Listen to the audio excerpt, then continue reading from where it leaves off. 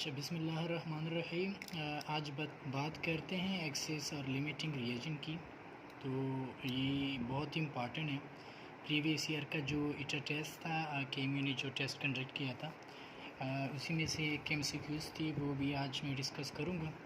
अब यहाँ पे एक एमसीक्यू है, प्रीवियस इटर टेस्ट में आया हुआ है कि 20 litre of hydrogen gas reacted with 10 litre of chlorine then limiting reagent फिर क्या होगी। अब यहाँ पे जो है एक्सेस और लिमिटिंग की सिंपल बात उसने पूछी है। तो यहाँ पे मैं अगर H2 plus Cl2 reacted together 2HCl देती है, ठीक हो गया। अब यहाँ पे मैं जो है सिंपलिसिटी के लिए इसका रेशो निकालूँगा, यानी हाइड्रोजन रिएक्टेड विथ क्लोरीन किस रेशो से 1:1 से रिएक्ट करती है, ठीक हो गया। अब यहाँ पे if 20 litre of hydrogen reacted with 10 litre, इसका मतलब ये हुआ कि अगर मैं हाइड्रोजन को 20 कर लूँ, ठीक हो गया, तो ये फिर कितनी रिक्वायर्ड होगी x, ठीक हो गया। अगर मैं क्रॉस मल्टीप्लिकेशन कर लूँ, ठीक हो गया, तो इससे क्या बनेगा 20 multiply by 1 is equal to x बनेगा ना। इसका मतलब ये हुआ कि हाइड्रोजन क्लोरीन भी कितनी रिक्वायर होगी, 20 ही रिक्वायर होगी। इसका मतलब ये हुआ कि यहाँ पे जो हमारे पास लिमिटिंग रिएजेंट है वो क्या है, वो क्लोरीन गैस है। अब जो है हमें पता है कि अमाउंट ऑफ प्रोडक्ट किससे कैलकुलेट करोगे, लिमिटिंग रिएजेंट से, ठीक हो गया। और याद रखिएगा कि हमेशा के लिए लिमिटिंग रिएजेंट जो है अमाउंट ऑफ प्रोडक्ट को कंट्रोल करती है। Efficiency of chemical reaction previous year 2019 HEC का एक एमसीक्यूज था कि एफिशिएंसी ऑफ केमिकल रिएक्शन हम जो है लिमिटिंग रिएजेंट या अमाउंट ऑफ प्रोडक्ट फॉर्म उससे मतलब हम फाइंड करते हैं। तो याद रखिएगा कि हमेशा के लिए efficiency of any chemical reaction जो है अमाउंट ऑफ प्रोडक्ट जो मतलब हमारे साथ बनती है उससे फाइंड करेंगे, ठीक हो गया। तो ये बात हो गई कि कौन सा लिमिटिंग है, कौन सा एक्सेस है। लिमिटिंग किसे कहते हैं आप लोगों को मुझसे अच्छी खासी पता होगी कि क्या होती है। जनरली मैं यहाँ पे डिस्कस करना चाहूँगा फिर से कि लिमिटिंग वो होती है जो रिएक्शन में सबसे पहले ख़त्म हो जाती है, और जो एक्सेस है यानी एक्सेस जो ज़्यादा मकदार में होती है उसे एक्सेस कहते हैं, ठीक हो गया। तो यहाँ पे आपने सिंपली टाइम वेस्ट करने की बजाय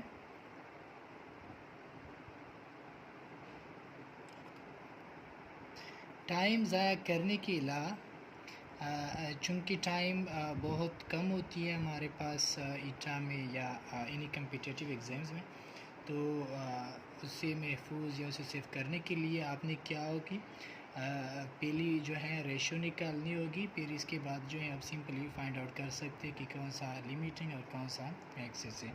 तो ये हो गई लिमिटिंग और एक्सेस के बाद आप जो है यहाँ पे सिंपल कुछ ट्रिक्स हैं इसकी बात करते हैं। तो हमेशा के लिए ईटा में जो एमसीक्यूज़ आया था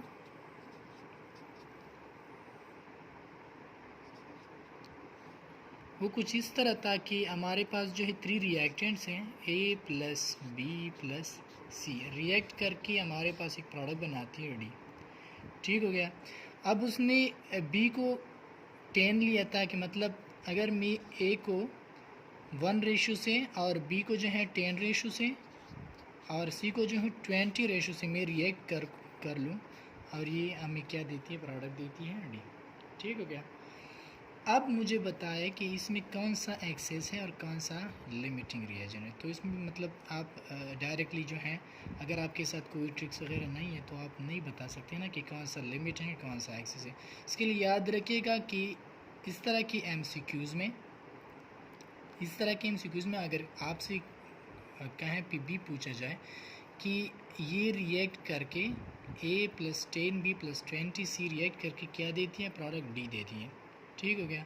अब अगर मैं इन सारों को सेम मोलर मास ले लूँ, मतलब इसका मोलर मास इसके साथ और इसका जो है इसके साथ, इसका मतलब ये हुआ कि अगर मैं ये 10 ले लूँ, ये भी 10 ले लूँ और ये भी 10 ले लूँ, तो हमारे पास जो है कौन सा लिमिटिंग होगी। तो लिमिटिंग के लिए याद रखिएगा कि जो हमारे पास जिसका मोलर कोएफिशिएंट ज़्यादा होगी, ठीक हो गया, जिसका मोलर कोएफिशिएंट ज़्यादा होगी वो क्या होगी, वो लिमिटिंग रिएजेंट होगी।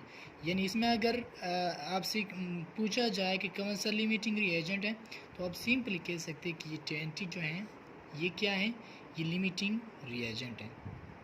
मैं रिपीट करना चाहूँगा कि अगर आपको एक इक्वेशन है, इसमें जो है वैल्यूज़ या मोलर कोएफिशिएंट इसके साथ दिए गए हैं, आपसे एमसीक्यूज़ में पूछा जाए कि मैंने सेम मोलर मासेस जो है सारों के ले लिए, तो कौन सा एक्सिस होगा, कौन सा लिमिटिंग होगा। तो इसके लिए याद रखिएगा कि जिसका मोलर कोएफिशिएंट इक्वेशन में ज़्यादा है वो क्या होगी, वो लिमिटिंग रिएजेंट होगी।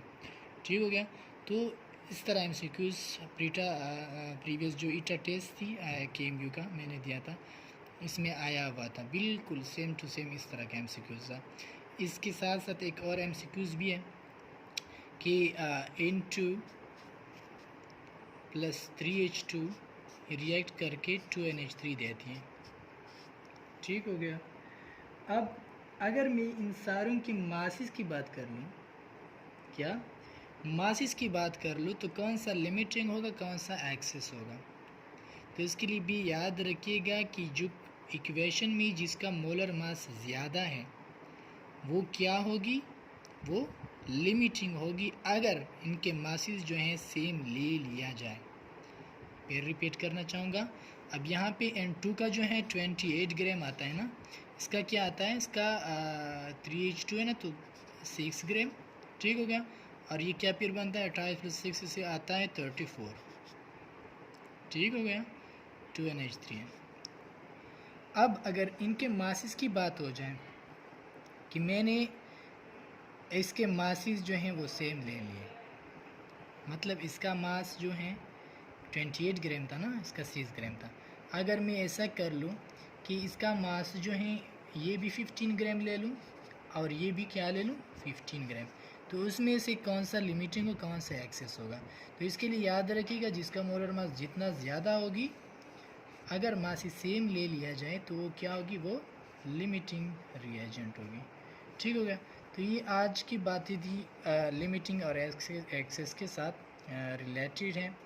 बहुत से एमसीक्यूज़ इसमें इस ट्रिक्स पे आते रहते हैं, तो काइंडली जितने भी एमसीक्यूज़ प्रीवियस ईयर इस पे आ चुके हैं वो सॉल्व कर ले। जिस तरह की भी कन्फ्यूजन हो या मसला हो, कमेंट सेक्शन में आप पूछ सकते हैं। बाकी दुआओं में याद रखिएगा। थोड़ा बहुत आप लोगों को पता है कि मेरे सर में मतलब वो दर्द हो रहा है, दुआओं में याद रखिएगा और इंशाल्लाह फिर मिलेंगे नेक्स्ट वीडियो में। Thank you.